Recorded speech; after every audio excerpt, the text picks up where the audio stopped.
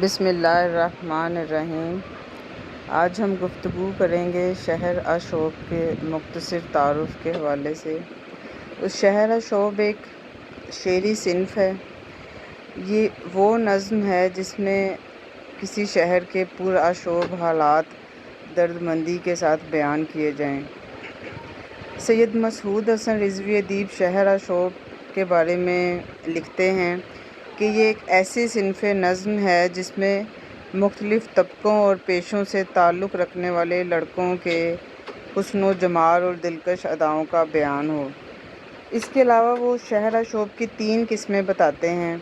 Number 1، وہ نظم جس میں مختلف طبقوں اور پیشہ کے لڑکوں کے حسن کا بیان ہو۔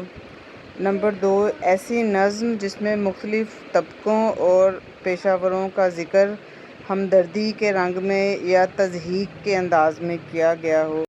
تیسرے، ایسی نظم جس میں کسی شہر کی تباہی و بربادی کا احوال ہو۔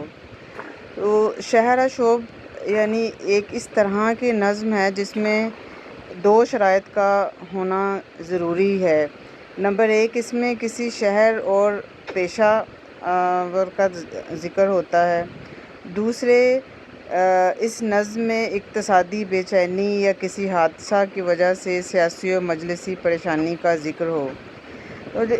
شہر اشوب کے لیے کوئی ہیئت مخصوص نہیں ہے۔ جب شہر اشوب کے نمایاں شعراء کی بات کرتے ہیں تو اس میں بڑا ایک اہم نام جعفر زیتلی کا ہے۔